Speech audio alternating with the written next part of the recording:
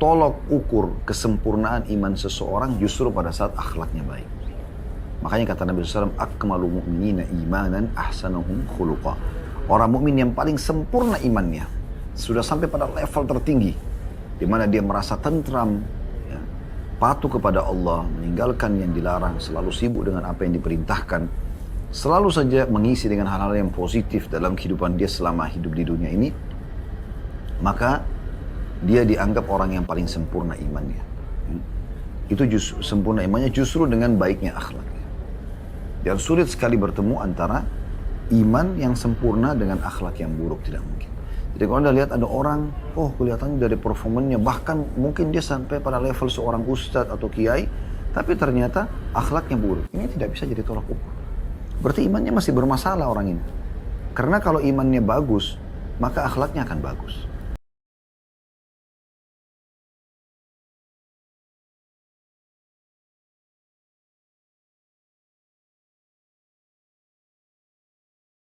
Assalamualaikum warahmatullahi wabarakatuh. Alhamdulillah, wassalatu wassalamu ala rasulillah. Segala puji dan puja kehadirat Allah subhanahu wa ta'ala, juga salawat dan taslim kepada Nabi besar Muhammad sallallahu alaihi wa ala alihi wa sahbihi wasallam.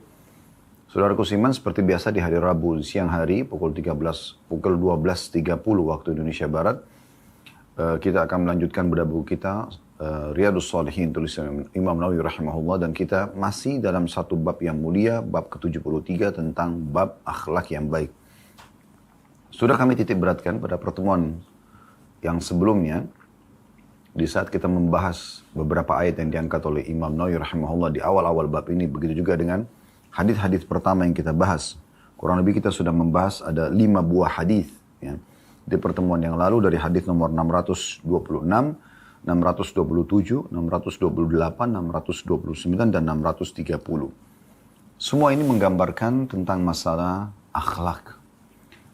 Sebagai seorang muslim, kita memiliki sebuah ciri khas, yaitu karakter yang baik, akhlak yang mulia. Santun, ramah, dermawan, pemaaf, semua hal-hal yang baik itu harusnya menjadi perangai setiap muslim dan muslimah. Menjadi prinsip hidup mereka dan bawaan dalam keseharian. Apakah itu dalam berinteraksi dengan orang-orang terdekat, misalnya kepada suami, kepada istri, kepada anak-anak, kepada orang tua, saudara, kerabat secara umum, dan orang-orang terdekat misalnya tetangga yang dekat dengan rumah kita, teman-teman di kantor, semua itu kita akan gunakan perangai-perangai ini. Dan begitu juga dengan orang-orang yang baru kita kenal, semuanya akan terbawa. Kalau orang-orang terdekat saja, kita bisa menjadikan atau mempraktekkan akhlak-akhlak yang mulia ini, maka tentu orang-orang yang jauh lebih mudah untuk kita praktekkan. Dan hadis yang terakhir yang sudah kita bacakan adalah hadis nomor 630. Saya kembali mengingatkan, yaitu dari Abdullah bin Amr bin As radhiyallahu anhu, dia berkata, lam yakun Rasulullah sallallahu alaihi wasallam fahishan wala mutafahishan. Wa kana yaqul inna min khiyarikum ahsanukum akhlaqa. Artinya, Rasulullah SAW bukan orang yang berperilaku buruk dan bukan juga orang yang suka berkata buruk. Dan Nabi SAW bersabda, sesungguhnya orang yang terbaik di antara kalian adalah yang terbaik akhlaknya. Hadis ini riwayat Bukhari Muslim. Jadi maksudnya sosok muslim yang paling layak untuk menjadi suami, menjadi istri, menjadi sahabat, menjadi partner bisnis, menjadi tetangga, ya, adalah orang yang paling baik akhlaknya. Ini jadi tolok ukurnya. Bahkan memilih pasangan pun adalah dikhususkan akhlak. Kata Nabi SAW kepada para wanita dan walinya, idza ja'akum man tardawna dinahu wa khuluqah. Kalau datang kepada kalian yang kalian ridhoi agama dan akhlaknya, ya, fazawwiju, nikahkan dia, terima lamarannya. Jadi ini tolak ukurnya, bukan tampannya, bukan kekayaannya, seperti itu. Ya. Dan agama ini adalah agama akhlak, agama perilaku yang baik, kesantunan, keramahan. Ya. Dikatakan oleh Nabi SAW dalam sebuah hadits, innama bu'ithu liutammima makarimal akhlak. Aku diutus memang untuk menyempurnakan akhlak-akhlak yang baik. Itu tujuan utama agama. Jadi jangan sampai teman-teman sekalian Anda, ya, memiliki penampilan sebagai seorang muslim, nama Anda pun nama muslim, Anda pun hidup di lingkungan muslim, tapi Anda tidak memiliki akhlak, Anda tidak santun, alias kasar lah ya, emosional, ya, tidak pernah memaafkan, suka balas dendam. Semua ini berarti Anda belum menjadi seorang muslim. Karena tolok ukur muslim itu baik adalah ya dari agamanya, dari akhlaknya. Baik agamanya dari akhlaknya. Kita sudah sempat menyinggung pada pertemuan yang lalu, bagaimana ada sebuah riwayat menjelaskan seorang sahabat bertanya kepada Nabi SAW mengatakan, ya Rasulullah, di Madinah ini ada seorang wanita yang tidak pernah ketinggalan sholat malam, tidak pernah juga berhenti bersedekah dan berpuasa. Sholat malam dan berpuasa. Setiap malam sholat malam, setiap hari harinya puasa. Tapi lisannya tajam, menyakiti tetangganya. Kata Nabi SAW apa? La khaira fiha, hiya finnar. Nggak ada kebaikannya wanita itu, dia pasti masuk neraka. Dan kata orang yang sama, ya Rasulullah, di Madinah ada seorang wanita. Biasa aja sebenarnya ibadahnya. Jadi standar lah gitu kan. Tapi dia selalu baik dan santun sama orang. Kata Nabi SAW, al khaira fiha, wahiyya fil jannah. Kebaikan ada padanya dan dia masuk dalam surga. Au kama qala Nabi SAW. Jadi seperti itu tolok ukurnya. Pada siang ini insya Allah, semoga Allah SWT berkahi waktunya. Kita akan, dan juga ilmunya tentunya, kita akan melanjutkan sisa-sisa hadis yang membahas tentang masalah keutamaan akhlak. Di antaranya hadis yang sangat mulia. Hadis nomor 631. Saya bacakan. Dari Abu Darda radhiyallahu anhu bahwa Nabi SAW bersabda, "Ma min syai'in athqalu fi mizanil 'abdil mu'mini yawmal qiyamati min husnil khuluq. Wa inna Allah yubghidul fahishal badi'." Hadis ini diriwayatkan oleh Tirmidzi dan beliau mengatakan hasan sahih. Terjemahannya kata Nabi SAW, tidak ada sesuatu pun yang lebih berat dalam timbangan hamba mukmin pada hari kiamat dibandingkan akhlak yang baik. Jadi subhanallah, akhlak yang baik adalah amal saleh. Yang paling berat timbangannya hari kiamat. Anda bisa bayangkan, berarti menjadi tolok ukur baiknya sosok muslim itu dari akhlaknya. Baiknya seseorang justru dari akhlaknya. Dan sungguhnya Allah itu membenci orang yang keji dan suka berkata kotor. Jadi bukan ciri seorang muslim. Emosional, marah-marah, makan kotor, tutur kata yang kotor, kasar, keras. Sama sekali. Anda harus cuci tangan dari semua itu. Mulai hari ini, mulai siang ini, Anda harus menjadi sosok yang selalu senyum, selalu ramah, selalu sopan, santun, pemaaf, dermawan, jujur, amanah, tanggung jawab, semua itu. Dan semua itu punya keutamaan. Ada fadilahnya. Anda akan dapat pahala sisi Allah SWT. Gabungannya semua dikenal dengan akhlak yang baik. Dan itulah yang paling berat di timbangan amal pada hari kiamat nanti. Itu luar biasa gitu. Ya. Maka kalau ada orang, sekali lagi, penampilannya sudah muslim, namanya muslim, tapi bobrok sikapnya, suka berkata kasar, ya, emosional, semuanya dibalas dengan dendam.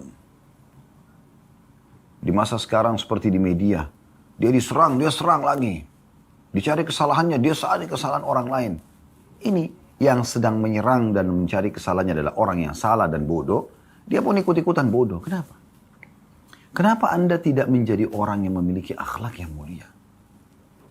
Kontrol emosi Anda. Allah Subhanahu wa ta'ala sedang menguji Anda dengan orang-orang yang mengganggu Anda itu.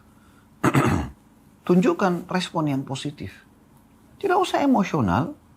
Kalau Anda salah, Anda perbaikin. Alhamdulillah Allah ingatkan melalui orang ini. Daripada hari kiamat Allah hisab, daripada disiksa di kuburan, alhamdulillah, tidak usah balas. Perbaikin saja, taubat kepada Allah, perbaikin.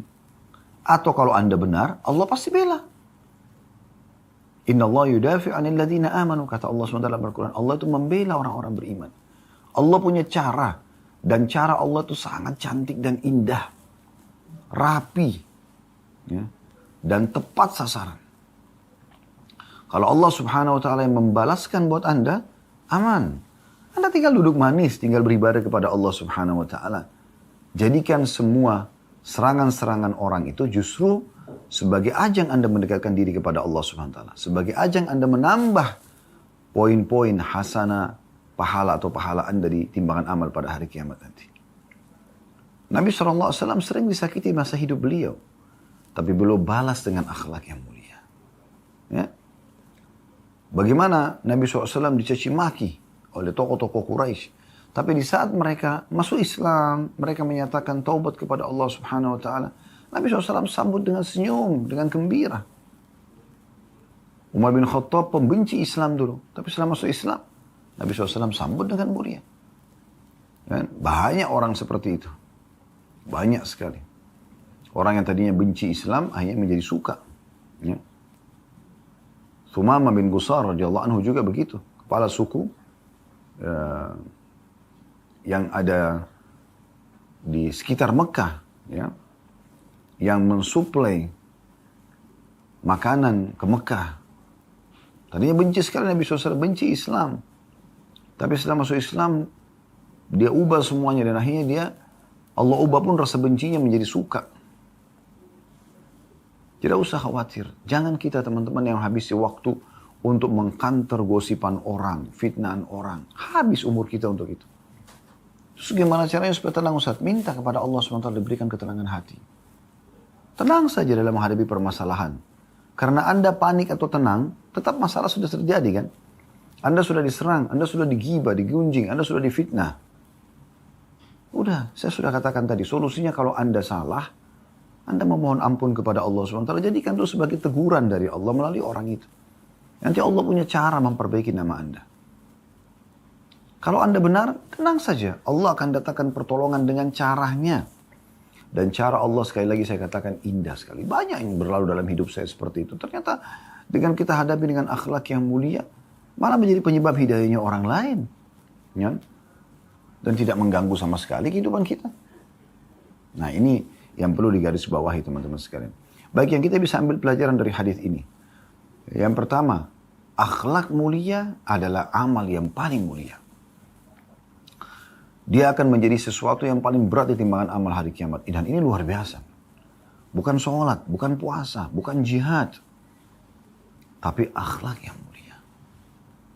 Pelajaran yang kedua adalah Allah Subhanahu Wa Taala justru membenci akhlak-akhlak, karakter, perangai yang buruk.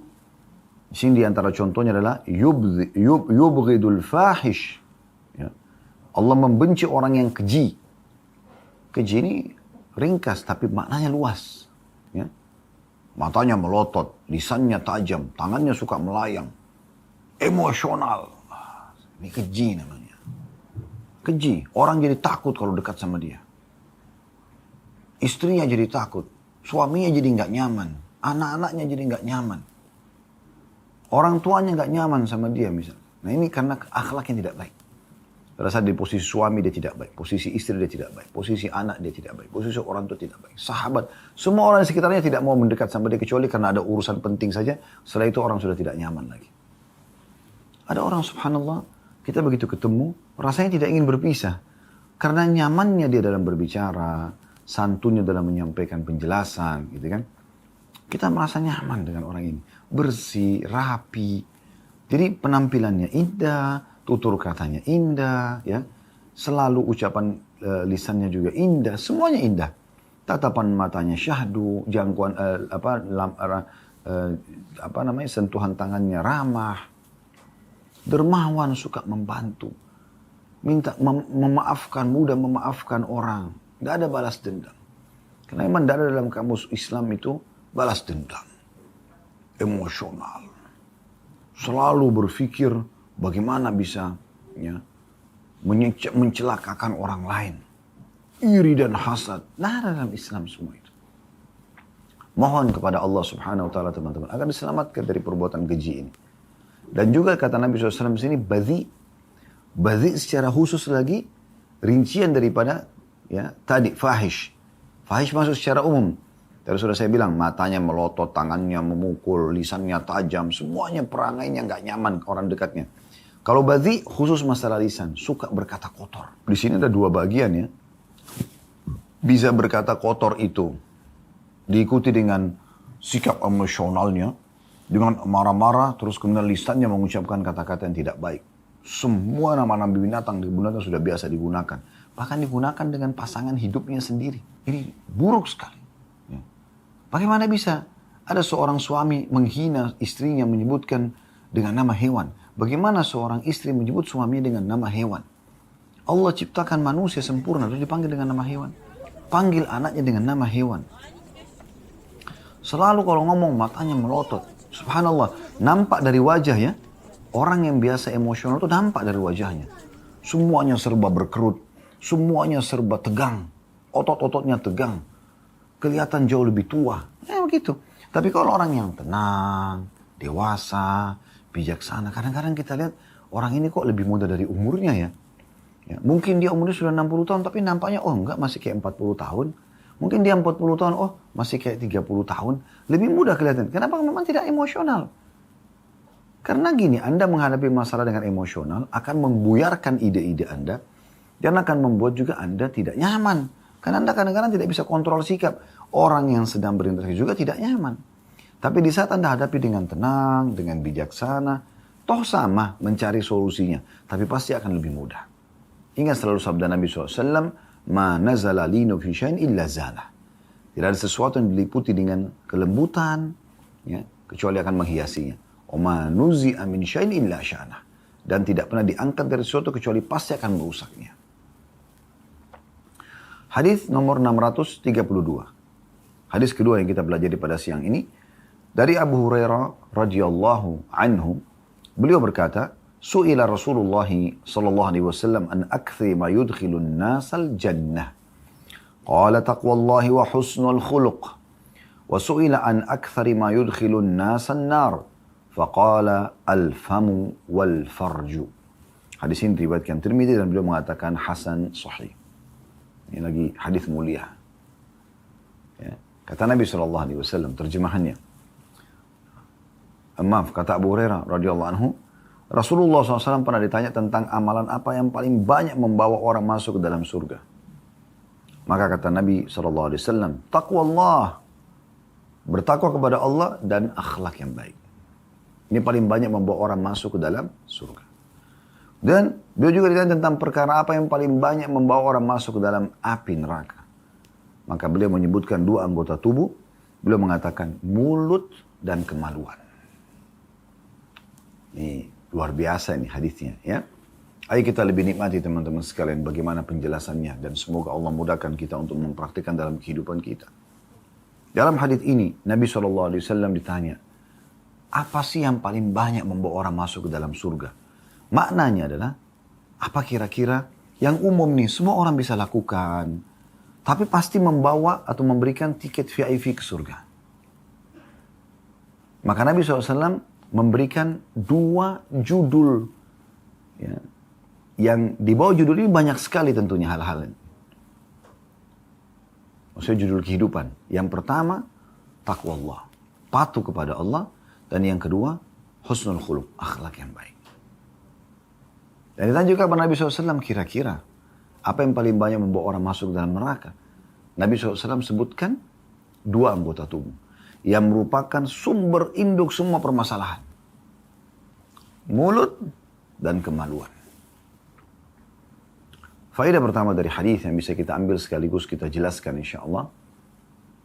Pentingnya seorang muslim peduli terhadap apa saja yang bisa memasukkan dia ke dalam surga merupakan target utama setiap muslim dan muslimah, setiap mukmin dan mukminah, dan ya, juga bagaimana dia selamatkan diri dari api neraka. Pentingnya seorang muslim dan muslimah mencari tahu tentang apa yang paling banyak, yang paling mudah menyelamatkan dia masuk ke dalam surga dan menyelamatkan dari api neraka. Ini penting, ini pelajaran pertama. Semua hidup kita sebagai seorang muslim dan muslimah sibuk untuk mencari apa saja amalan dalam keseharian selama ajal belum datang. Allah masih kasih kesempatan, umur, kesehatan, harta, semuanya ke surga. Dan semuanya menyelamatkan dari api neraka. Seperti itu. Ini target utama. Jangan pernah jadikan target wahai muslim dan muslimah selain surga. Bagaimana surga target utamanya. Gerbong ke belakangnya semua Anda lakukan apapun yang bisa membawa ke sana. Ini pelajaran pertama. Pelajaran yang kedua. Amalan yang paling banyak atau sesuatu yang paling banyak membawa masuk ke dalam surga adalah yang pertama takwa Allah. Ini faedah yang kedua. Apa itu takwa Allah? Patuh kepada Allah. Apa yang Allah perintahkan, patuhi. Apa yang Allah larang, jauhi. Selesai. Anda mau ditawarkan pekerjaan, atau Anda mau mengerjakan satu pekerjaan, tanya dulu. Allah boleh tidak? Halal apa tidak? Disodorin makanan, minuman, ya, apapun, pergaulan, tempat tinggal, lingkungan, ini Allah ridho nggak? Halal nggak? Halal, enjoy, nikmati. Haram, jauhi, selesai. Ya. Dan dalam menikmati gampang, tapi kalau untuk meninggalkan ini butuh perjuangan. Tapi ingat sabda Nabi SAW, "Man taraka syai'an lillah abdalahu khairan min." Siapa yang meninggalkan sesuatu karena Allah, Allah pasti ganti dengan sesuatu yang lebih baik. Jadi gak usah khawatir, tinggalkan. Selama haram, walaupun menggiurkan, tinggalkan. Masih banyak di antara muslim dan muslimah kadang-kadang bimbang. Tinggalkan gak ya? Gitu. Sayang nih. Nah, gak ada lagi gitu dalam konsep seorang muslim. Hapus di kamus Anda itu. Selama haram, jauhi. Sejauh-jauhnya. Abdullah bin Umar radhiyallahu anhu mengatakan, aku meninggalkan 1 dirham haram, syubhat, lebih aku cinta daripada bersedekah dengan 600.000 dirham. Coba bayangkan. Para salafus salih itu peduli sekali dengan apa yang Allah haramkan. Mereka maksimal, semaksimal mungkin menjauhi itu. Semampu dia. Nah, ini hal yang luar biasa. Yang harus benar-benar jadikan sebagai sebuah target utama setiap muslim dan muslimah. Dan nikmatin itu teman-teman sekalian. Toh juga yang Allah perintahkan jauh lebih banyak dibandingkan apa yang Allah larang. Sering kami bahasakan di majelis-majelis kami itu. Apa yang Allah perintahkan kepada Anda jauh lebih banyak. Yang Allah halalkan jauh lebih banyak dibandingkan apa yang Allah larang.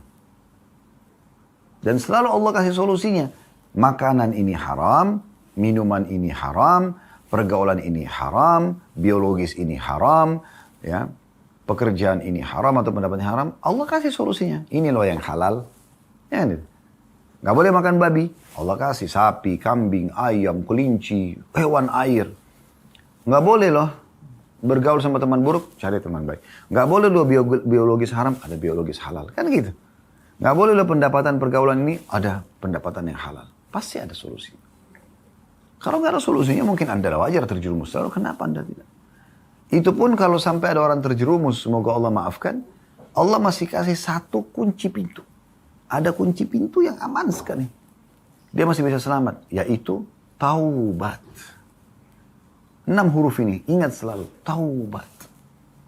Allah gembira dengan taubat hambanya. Sudah melanggar, Allah masih kasih kesempatan. Dalam sebuah hadis Bukhari, kata Nabi SAW, Allah lebih gembira dengan tobat hambanya dibandingkan seseorang di antara kalian membawa seluruh bekalnya di atas tunggangannya, di atas untanya, semua harta, semua makanan, semua pakaian sudah dibawa di situ ke padang pasir yang tak bertuan. Kemudian dia istirahat di bawah sebuah pohon. Kemudian setelah itu dia tertidur, waktu dia bangun dia tidak temukan untanya. Semua bekal makanannya habis. Dia keliling-keliling cari, tidak temukan. Setelah putus asa dia mengatakan, saya coba kembali saja ke bawah pohon tadi, saya tidur lagi, semoga saya tidak bangun. Maksudnya meninggal. Waktu dia tidur, dia bangun, ada untanya di depan matanya. Bagaimana gembiranya dia? Dia bisa lanjutkan perjalanan, dia bisa kenakan lagi pakaiannya, dia bisa makan makanan dan bekalnya, bisa lanjutkan kehidupan. Allah lebih gembira, kata Nabi SAW, dengan tobat hambanya daripada itu. Jadi Allah kasih solusi. Ya. Di saat Anda menikmatin hal-hal yang baik itu, Anda akan dapat pahala dan juga mendapatkan kebutuhan Anda. Dan Anda juga dapat pahala dengan meninggalkan yang haram. Di saat Anda terjerumus pada yang haram pun, Allah masih kasih 1 kunci lagi. Taubat. Masih bisa kembali. Berulang kali. Kata Nabi SAW kepada seorang sahabat yang mengatakan, ya Rasulullah, kalau saya buat dosa. Kata Nabi SAW, taubatlah. Lalu dia mengatakan, kalau saya ulangi lagi. Kata Nabi SAW, taubatlah. Dia mengatakan, ya Rasulullah, kalau saya ulangi. Kata Nabi SAW, taubatlah. Lalu Nabi SAW mengatakan, Allah tidak akan bosan sampai kalian bosan. Coba luar biasa. Itu namanya takwa. Takwa kepada Allah SWT. Cuma orang yang terus saja di atas ketakwaan kepada Allah SWT, dia kerjakan terus ketaatan, dia jauhi terus pelanggaran. Walaupun tadi kalau pelanggaran terjadi dia masih bisa tobat ya. Kalau dia terus jaga, maka level imannya beda dengan orang yang terjerumus dalam dosa. Gitu. Nah ini penting untuk digarisbawahi. Ini faedah yang kedua tentang masalah takwa.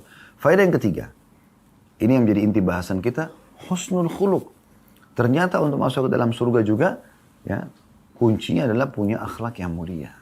Terus sudah kita bahasakan, santun, ramah, dermawan, pemaaf. Anda juga awet muda. Ini saya kasih resep seperti ini mungkin orang lebih mudah menerimanya ya. Kalau Anda saya tanya, mau nggak awet muda? Mau, Sir. Oke, jangan marah. Jangan emosional. Coba pemaaf. Santai aja hadapin masalah seberat apapun. Tuh Anda emosi, atau ada ketakutan, atau Anda khawatir dengan Anda tidak khawatir, tetap aja Anda harus melaluinya, kan begitu. Tapi di saat Anda tenang, Anda bijaksana, justru Anda gunakan momentum itu untuk mendekatkan diri kepada Allah SWT dan minta solusi dari Allah, di situ puncaknya Anda akan mendapatkan solusinya. Bukan dengan kepanikan. Bukan justru malah maksiat. Mabuk-mabukan, ke karaoke, ke diskotik, malah berzina. Wah, tambah kacau semuanya. Nah, ini faedah yang luar biasa. Coba ambil resep ini. Akhlak yang mulia ini berat sekali timbangan amal hari kiamat. Dan potongan faedah yang ketiga ini tentang amal kedua yang bisa paling banyak membawa masuk manusia ke dalam surga. Ini subhanallah relevan sekali dengan hadis nomor 631 yang tadi kita bahas sebelumnya. Ini kan 632 ya. Bahwasanya akhlak mulia adalah yang paling berat di timbangan amal hari kiamat. Faedah keempat dari hadis tentang yang paling banyak membawa orang masuk ke dalam neraka, yaitu disebutkan apa? Mulut. Mulut teman-teman sekalian. Hati-hati. Ucapkan dari lisan Anda ini yang ya baik saja. Baik saja. Jangan kasih kesempatan ucapan yang buruk. Baik saja. Walaupun lagi marah, ucapin yang baik. Saya selalu kalau teringat kisah Syekh Sudes Hafizahullah pernah menyampaikan di salah satu di publik waktu beliau ditanya apa resepnya Anda menjadi imam Masjidil Haram. Yang unik itu beliau mengatakan begini, bukan karena saya dari kecil dididik sama orang tua saya untuk hafal Quran, bukan. Beliau itu kan umum, orang semua tahu, tapi ada satu hal yang dia pesankan yang sebenarnya tidak perlu beliau ceritakan, tapi beliau ingin sampaikan tuh pentingnya orang tua berkata-kata baik nih. Dia mengatakan saya dulu waktu kecil kalau nakal nih, buat pusing orang tua saya. Karena kan anak-anak begitu cari ya sensasi, cari masalah supaya orang tuanya jadi negur dia karena itu bagi dia bentuk kasih sayang misalnya. Maka dia mengatakan, saya dulu kalau nakal, ibu saya selalu mengatakan, pergilah ke Masjidil Haram, semoga kau jadi imam haram. Coba, ibunya ucapin itu. Jadi dalam kondisi anaknya nakal pun aktif, dia masih mengatakan, semoga engkau menjadi imam haram. Dasarnya, akal kita teman-teman dan diri kita ini tidak menerima kata-kata negatif. Jadi kalau Anda mengatakan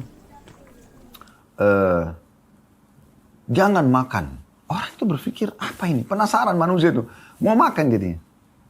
Jadi lebih baik Anda mengatakan ya makanlah ini misalnya. Sebenarnya Anda sedang melarang makan yang itu. Itu sudah cukup. Nabi SAW waktu ingatkan anak dari istrinya Salamah, beliau mengatakan, makanlah dengan tangan kananmu. Wahai anak kecil, makanlah dengan tangan kananmu. Ya. Bacalah bismillah, baca bismillah, makan dengan tangan kananmu dan makan apa yang ada di hadapanmu. Nabi SAW tidak mengatakan, jangan makan itu ya. Enggak. Nabi SAW cuma mengatakan, makan yang ada di hadapanmu. Karena apa yang dihidangkan depan, ada penilaian orang kalau kita cuma makan yang itu saja. Ya kan gitu. Nah ini penting. Jaga lisan. Setiap perkataan yang sudah keluar, itu sudah milik orang. Seperti bola liar. Anda susah mengontrolnya. Tapi kalau masih di mulut Anda sendiri, masih milik Anda. Pahit apapun, telan saja. Tidak usah diucapkan. Santun, ramah, tetap baik berkata. Yang terakhir, faedah yang kelima dari hadis. Tentang hal kedua yang paling banyak membawa orang masuk dalam neraka. Kemaluan. Kapan disalahgunakan, maka akan menjadi penyebab masuk ke neraka. Zina maksudnya. Dan dia akan selamat dengan dia menikah. Nah ini juga yang banyak menjerumuskan orang. Nah umumnya ini ada koneksinya ini. Ya, kalau orang bertakwa, dia insya Allah akhlaknya baik. Kalau takwanya benar-benar ya kepada Allah. Kalau dia akhlak yang baik, insya Allah dia juga bertakwa kepada Allah. Begitu juga dengan tadi. Kalau orang lisannya buruk, selalu digunakan dalam kemaksiatan, akan membuka pintu maksiat kemaluannya. Umumnya orang yang tidak bisa kontrol kemaluannya, lisannya pun tidak bisa dikontrol. Allahu a'lam. Kita akan masuk sekarang hadits nomor 633 berbunyi dari Abu Hurairah radhiyallahu anhu. Dia berkata, Rasulullah SAW bersabda, akmalul mu'mina imanan ahsanum khuluqa wa khiyarukum linisa'ihim. Hadis ini riwayat Tirmidzi dan beliau mengatakan hasan sahih. Terjemahannya, orang mukmin yang paling sempurna imannya adalah orang mukmin yang paling baik akhlaknya. Dan orang terbaik dari kalian adalah yang terbaik kepada istri-istrinya. Hadis ini, teman-teman sekalian, masih dalam bab akhlak dan lebih dalam lagi membahas tentang masalah akhlak. Ya. Kita bisa lihat di sini, potongan pertama hadis sekaligus kita masuk ke faedah pertama dari hadis adalah tolok ukur kesempurnaan iman seseorang justru pada saat akhlaknya baik. Makanya kata Nabi SAW, akmalu mu'minina imanan ahsanuhum khuluqa. Orang mukmin yang paling sempurna imannya, sudah sampai pada level tertinggi, di mana dia merasa tentram, ya, patuh kepada Allah, meninggalkan yang dilarang, selalu sibuk dengan apa yang diperintahkan, selalu saja mengisi dengan hal-hal yang positif dalam kehidupan dia selama hidup di dunia ini, maka dia dianggap orang yang paling sempurna imannya. Ya. Itu sempurna imannya justru dengan baiknya akhlaknya. Dan sulit sekali bertemu antara iman yang sempurna dengan akhlak yang buruk, tidak mungkin. Jadi kalau Anda lihat ada orang, kelihatannya dari performanya, bahkan mungkin dia sampai pada level seorang ustadz atau kiai, tapi ternyata akhlaknya buruk. Ini tidak bisa jadi tolak ukur. Berarti imannya masih bermasalah orang ini. Karena kalau imannya bagus, maka akhlaknya akan bagus. Kita lihat dari tutur katanya, berbicara pun di media sekarang bisa mengontrol kata-katanya, bisa mengontrol emosinya. Ya. Orang ini berarti bagus akhlaknya. Berarti imannya juga bagus, karena itu tolak ukurnya. Tapi kalau orang, walaupun dia seorang ustaz tapi lisannya tajam, seorang kiai tapi lisannya tajam, di media pun suka bicara, tidak terkontrol lisannya. Tentu saya tidak menyinggung siapapun ya, saya bicara secara umum global. Saya tidak ada bermaksud siapapun, tapi ini umum. Tapi kalau kita lihat dari hadis ini, kalau ada orang mengaku mukmin, namun lisannya tajam, akhlaknya perangnya tidak baik, maka percuma. Berarti imannya pun terganggu. Kesempurnaan iman justru di kesempurnaan akhlak itu. Faedah yang kedua dari hadis adalah Nabi SAW lebih dalam masuk. Dan orang yang terbaik akhlaknya di antara kalian adalah orang yang terbaik pada istrinya. Loh kenapa kok istri di sini dijadikan tolak ukur? Karena memang istri adalah orang yang paling sering interaksi dengan sang suami. Begitu juga tentu dengan istri. Yang paling bisa diketahui dan mengenal dia. Siapa orang ini? Dari suaminya. Orang terdekat dengan dia. Suami istri ini tetangga bantal. Sudah satu pakaian. Allah menggambarkan, hunna libasun lakum wa antum libasun lahun. Para istri itu seperti pakaian bagi suami. Para suami seperti pakaian bagi para istri. Kenapa dibahasakan seperti ini? Karena badan kita tanpa busana pun dilihat oleh pasangan kita. Dia udah tahu luar dalam kita. Terjadi interaksi biologis yang ada kenikmatannya, ada suka duka dalam kehidupan. Makanya orang yang paling kenal. Makanya waktu para sahabat ingin mengetahui karakter Nabi SAW. Di luar rumah kami sudah kenal Nabi ini. Santun, ramah, dermawan, pokoknya top udah, gak ada masalah. Udah Masya Allah. Tapi mereka penasaran, ingin tahu dalam rumahnya seperti apa. Ya? Maka mereka datang kepada Ummul Mukminin Aisyah radhiyallahu anha. Lalu mengatakan, kaifa kana khuluqun Nabi SAW. Mereka bertanya, bagaimana akhlaknya Nabi SAW? Tanya pada istrinya. Saking sulitnya lagi Aisyah menggambarkan bagaimana indahnya akhlak Nabi SAW, beliau cuma mengatakan, kana khuluquhul Qur'an. Akhlaknya Nabi Al-Quran. Lihat bagaimana Al-Quran kalamullah, sempurna, panduan dalam hidup manusia, petunjuk dari kepada jalan yang benar, menyelamatkan dari kesesatan, ya. Pembela mana yang hak, mana yang batil, begitulah Nabi SAW. Akhlak yang mulia. Ya. Maka ini yang jadi pegangan teman-teman sekalian. Dan Nabi SAW mengatakan istri, suami dianjurkan untuk melindungi istrinya, mendidik istrinya. Maka itu yang dijadikan sebagai pegangan. Suami itu marah pada tempatnya, tapi tidak dengan meluap-luap. Kecuali istri sudah melampaui batas, Nabi SAW begitu. Tapi beliau pernah marah sekali, ya pada saat melihat istrinya semua seperti tanda kutip demo minta naik nafkah. Padahal sudah ditentukan oleh Allah Subhanahu Wa Taala. Maka beliau menghajar para istrinya. Beliau tinggal di satu rumah sendiri sebulan bersumpah tidak mau menemui para istrinya. Setelah itu Nabi SAW disuruh oleh Allah SWT menyampaikan kepada para istrinya, sekarang suruh pilih mereka. Ikutin perintah dan peraturan Allah dan Rasulnya, dan akan dapat pahala bersama dengan Nabi di dunia dan di akhirat, atau pilih cerai dan akan diberikan apa yang mereka mau. Maka Nabi SAW mulai dengan Aisyah. Lalu Aisyah langsung menangis dan mengatakan, ya Rasulullah, apakah ada pilihan untuk saya tinggal sama anda atau saya berpisah? Tentu saya akan milih tinggal bersama anda. Lalu beliau minta maaf dan semua istri-istri yang lain pun sama. Akhirnya Allah Subhanahu Wa Taala muliakan mereka menjadi istri Nabi, manusia terbaik. Tapi Nabi SAW menunjukkan akhlak yang mulia itu bukan selamanya mengalah, tapi marah pada tempatnya kalau dibutuhkan. Kalau seorang istri bisa diberikan nasihat dengan lisan, bisa dengan teguran dan dia berubah, selesai. Tapi ada sebagian istri tidak, terulang terus kesalahannya, tidak pernah mau memperbaikinya, atau memperbaiki, minta maaf tapi ulang lagi. Kenapa ini terulang lagi? Berarti tidak ada etikat baik untuk bisa mengubah. Orang kalau pakai berakal sehatnya, punya hati nurani, maka dia tahu ini salah, dia tidak akan terulang. Itulah kata Nabi SAW, tidak mungkin orang mukmin jatuh di lubang 2 kali. Tidak mungkin orang mukmin disengat dari lubang 2 kali. Cukup tahu ini dulu membuatkan penilaian orang tidak baik, jangan diulangi. Kan begitu. Nah itu poinnya.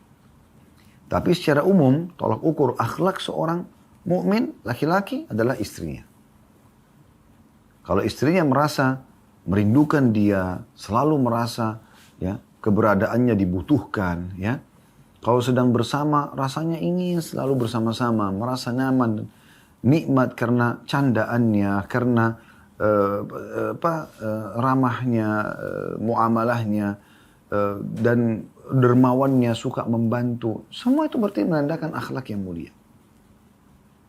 Jadi percuma kalau ada seorang laki-laki itu wibawahnya luar biasa di luar, tapi di rumahnya berantakan semua. Istri ditanya, waduh kasar banget, oh orangnya begini dan begitu. Maka ini berarti ya orangnya tidak baik. Allahu a'lam. Kemudian selanjutnya hadis nomor 634. Dari Aisyah radhiyallahu anha beliau berkata, saya mendengar Rasulullah SAW bersabda, innal mu'mina la yudriku bi husni khuluqi darajat as-sa'imil qa'im. Hadis ini diriwayatkan oleh Abu Daud. Sesungguhnya orang mukmin atau seorang mukmin itu dengan akhlaknya yang baik bisa mengejar derajat orang-orang yang suka berpuasa dan sholat malam. Coba bayangkan. Artinya apa? Kalau orangnya santun, ramah, dermawan, bijaksana, tenang ya dalam mengambil keputusan, ya, tidak emosional, tidak pendendam, orang seperti ini, teman-teman sekalian, maka dengan ini akan ada dapat penilaian khusus. Mungkin dia tidak puasa sunnah, atau kurang puasa, mungkin dia kurang sholat malamnya. Tapi akhlak ini bisa mengejar derajat itu. Apalagi, nah ini penting di garis bawah ya.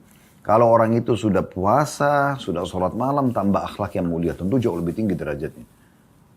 Jangan sampai syaitan membisikin Anda pada saat Anda belajar ilmu seperti ini, Anda mengatakan, yang diberikan pemahaman oleh syaitan, oh kalau begitu saya punya akhlak yang baik saja, saya nggak usah sholat malam, nggak usah puasa. Ini kedangkalan dalam memahami ilmu, bukan begitu.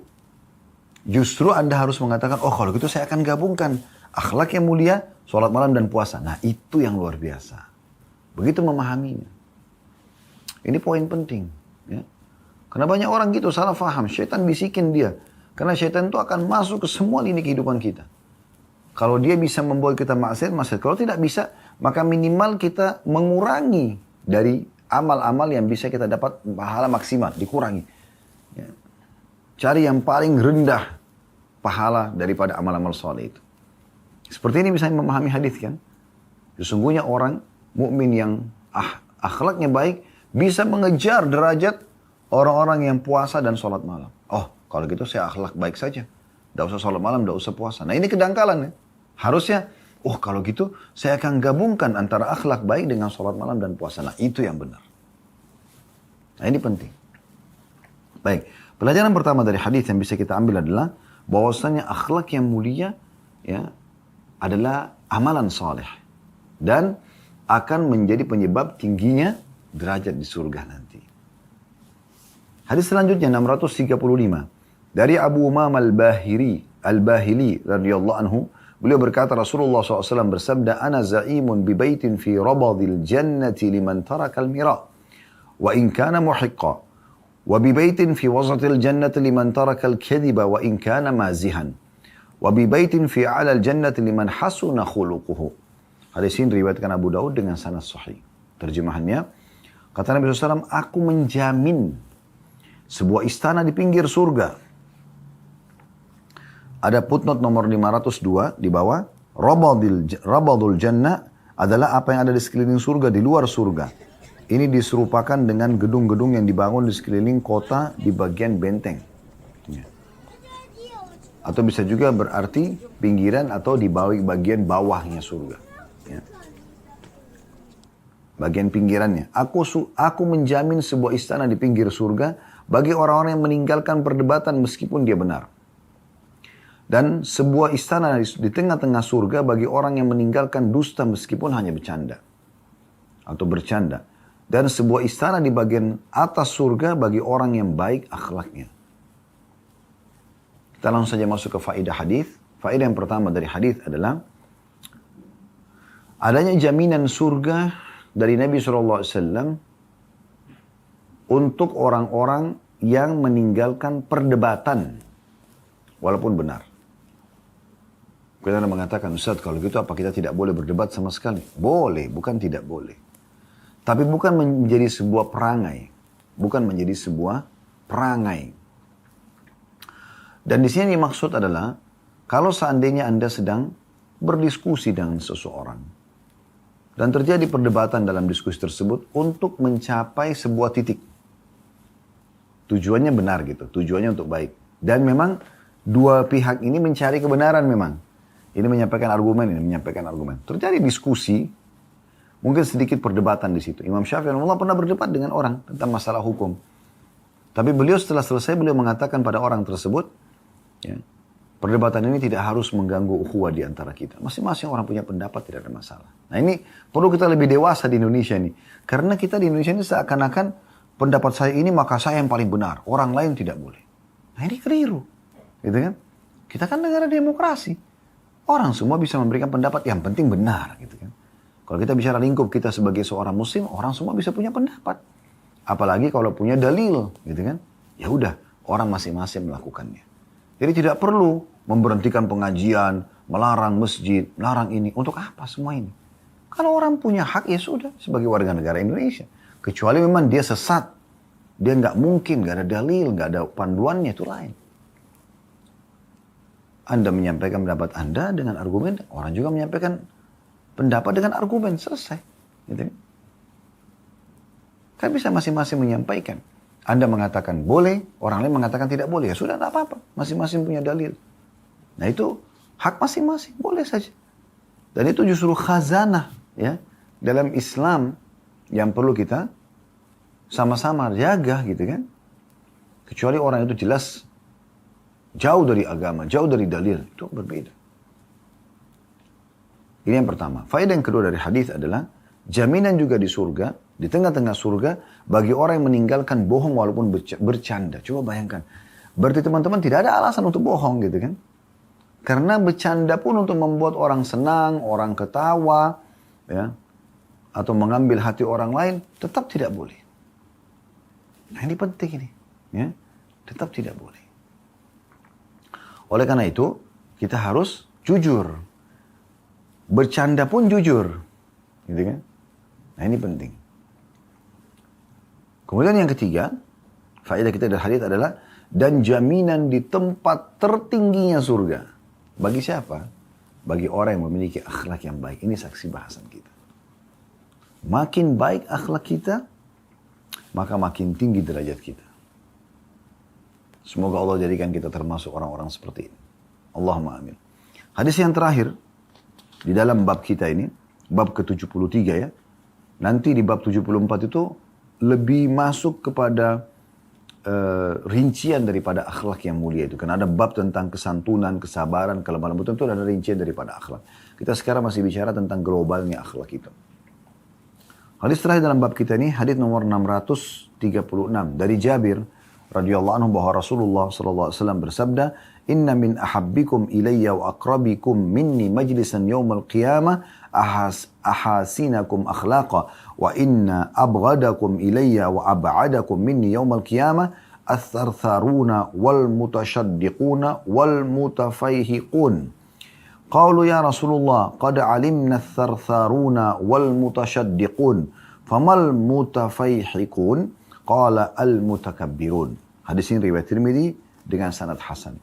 Terjemahannya, kata Nabi SAW, sungguhnya di antara orang-orang yang paling aku cintai, dan paling dekat tempat duduknya dariku nanti di hari kiamat. Poin yang lain. Jadi orang yang paling Nabi cintai dan paling dekat dengan Nabi nanti di hari kiamat adalah orang-orang yang paling baik akhlaknya. Dan sungguhnya di antara orang-orang yang paling aku benci adalah dan paling jauh kedudukannya di hari kiamat dariku adalah as-sartharun, mutasyaddiqun, dal mutafaihikun. Lalu mereka para sahabat mengatakan, ya Rasulullah, kami telah tahu sartharun dal mutasyaddiqun. Lalu siapa mutafaihikun? Maka Nabi SAW mengatakan orang-orang yang takabur. Untuk lebih jelasnya, siapa sih yang Nabi SAW benci ini? Ats-tsartsar, ya, ats-tsartsar, ya, adalah orang yang banyak bicara dengan memaksakan diri. Jadi kalau ada orang, kita bahas topik apapun, selalu dia yang paling banyak bicaranya. Seperti dia menguasai semua bidang. Ats-tsartsarun. Banyak ngomong. Ya. Kalau dia ngomong di bidangnya nggak ada masalah. Tapi kalau semua bidang dia kuasai. Semua dia yang mau dominasi, ini tanda tanya ini. Kemudian al-mutasyaddiq. Dari al-mutasyaddiqun adalah orang yang menyombongkan diri kepada orang lain dengan ucapannya. Yang memenuhi mulutnya dengan kata-kata sambil memaksakan diri memfasihkannya dan mengagung-agungkannya. Yang ketiga, mutafaihiq. Berasal dari kata al-fahqu. Artinya penuh, yaitu orang yang memenuhi mulutnya dengan ucapan, berbicara panjang lebar, berkata aneh-aneh karena tinggi hati dan sombong, serta memperlihatkan kelebihan dirinya kepada orang lain. At-Tirmidzi meriwayatkan dari Abdullah bin Mubarak rahimahullah tentang tafsir akhlak yang baik. Beliau mengatakan berwajah manis, memberikan kebaikan dan tidak mengganggu. Nah, ini hadis ini. Kita langsung saja masuk teman-teman sekalian kepada faedah hadis ya. Untuk mendapatkan ternyata ada orang-orang, dan semoga Allah SWT jadikan kita, ada orang-orang yang nanti akan Nabi cintai dan juga paling dekat dengan Nabi pada hari kiamat. Jadi ini harus menjadi target setiap muslim juga nih. Jadi bukan hanya sekedar masuk surga. Kita tidak pernah bertemu dengan Nabi, tapi bagaimana caranya supaya Nabi cintai kita? Ada caranya. Ya. Dan juga nanti hari kiamat kita berdekatan dengan Nabi SAW, bersebelahan dengan beliau. Semoga Allah jadikan itu. Ternyata ada orang seperti ini. Siapa mereka? Faedah pertama hadis, yaitu orang yang paling baik akhlaknya. Ini saja Nabi SAW mengatakan. Nabi akan cintai kita karena akhlak kita yang baik. Dan itu adalah ajaran Nabi SAW memang. Jujur, amanah, tanggung jawab, santun, ramah, dermawan, dan seterusnya. Kemudian juga, ya, paling dekat kedudukannya di sisi Nabi SAW hari kiamat. Bangga benar luar biasa kita bersebelahan dengan Nabi SAW duduknya. Hanya dengan memiliki satu resep, akhlak yang mulia. Ini faedah pertama. Jadi ternyata untuk mendapatkan cinta Nabi dan juga ya, dekat dengan beliau pada hari kiamat adalah memiliki akhlak. Ini berarti kedudukan akhlak yang mulia. Ini faedahnya pertama. Faedah yang kedua adalah orang yang paling dibenci oleh Nabi SAW. Ternyata ada 3 golongan. Yang pertama adalah thartharun. Ini faedah kedua dari hadis. Wajibnya setiap muslim menjauhi tharthara. Orang Arab kalau mengatakan tharthara itu adalah orang yang ngomong terus, tidak pernah berhenti. Sampai bisa dikatakan tidak ada titik, tidak ada komanya. Ngomong aja terus. Mau benar, mau salah, pokoknya dia ngomong terus. Orang kalau banyak bicara, banyak salahnya. Bicara yang kalau diperlukan. Ya. Ilmu. Atau hal-hal yang mubah. Nanyain kabar orang misalnya. Ya. Atau bertanya sesuatu yang dibutuhkan. Ya. Artinya ada manfaatnya. Bukan tharthara. Suaranya besar, banyak omongannya, nggak jelas. Itu namanya Thar-Thar. Ini golongan yang Nabi paling benci. Gitu kan? Kemudian golongan kedua yang paling Nabi benci, ini faedah kita dari hadis adalah al-mutasyaddiqun. Dan sudah kita jelaskan al-mutasyaddiqun, ya, sebagaimana Imam Nawawi rahimahullah jelaskan, yaitu orang-orang yang memaksakan diri memfasih-fasihkan bahasanya. Orang dasarnya fasih nggak ada masalah. Tapi ada orang terlalu berlebihan untuk menunjukkan di depan orang karena niatnya memang sudah tidak benar, sehingga dia gunakan semua kosakata yang susah orang fahami supaya dianggap dia orang berpendidikan tinggi. Kenapa nggak pakai kosakata yang sederhana? Anda lagi tuh susun buku, Anda lagi bicara di depan mahasiswa Anda yang memang faham semua bahasa akademik, nggak ada masalah. Tapi depan umum, depan orang awam, depan orang yang tidak berpendidikan, di pasar, ngapain pakai bahasa akademik? Gitu. Orang tidak mengerti. Gunakan bahasa yang mana? Nabi SAW menggunakan bahasa yang mudah difahami oleh orang. Dan Anda harus tahu level orang yang Anda ajak bicara. Tidak semuanya Anda gunakan bahasa-bahasa yang seperti itu. Kata Nabi SAW rahimahullah memberi khataban nas ala hasbi uqulihim. Semoga Allah merahmati seseorang hamba, seseorang yang kalau bicara menyesuaikan dengan level akal orang yang ada di depannya. Jadi nggak usah mutasyaddiq. Di sini dikatakan orang yang menyombongkan diri kepada orang lain dengan ucapannya. Memenuhi mulutnya dengan kata-kata yang memaksakan diri memfasih-fasihkannya. Lalu mengagung-agungkan dirinya. Aku, saya, sudah tahu belum? Saya itu begini dan begitu. Ngapain? Kenapa? Praktek lapangan saja selesai. Tunjukkan. Orang bisa nilai sendiri kok. Gak perlu Anda besar-besarkan diri Anda. Nah ini orang kedua yang Nabi paling benci. Faedah yang keempat dari hadis adalah golongan ketiga yang Nabi SAW benci, yaitu al-mutafaihiq. Ya. Yaitu orang yang sini dikatakan, orang yang memenuhi mulutnya dengan ucapan, berbicara panjang lebar, berkata aneh-aneh karena tinggi hati dan sombong. Ya. Tapi kalau kesimpulannya dalam hadis sebenarnya adalah orang yang sombong. Itu intinya. Ini Nabi SAW paling benci dengan orang seperti ini. Tidak mau ada umat yang sombong. Lalu Imam Nawawi menutup perkataannya dengan hal yang baik sekali. Menukil perkataan menukil perkataan Tirmidzi yang menukil dari seorang tabi'in bernama Abdullah bin Mubarak rahimahullah semuanya. Yang pada saat ditanya tentang akhlak yang mulia beliau mengatakan berwajah manis. Tulus tapi ya. Memberikan kebaikan. Selalu berbagi kebaikan. Dan tidak mengganggu orang lain. Kesimpulan daripada penjelasan agar menjauhi tiga sifat yang buruk yang Nabi SAW benci tadi. Subhanakallahumma bihamdika. Asyhadu an la ilaha illa anta astaghfiruka wa atubu ilaik. Wassalamualaikum warahmatullahi wabarakatuh.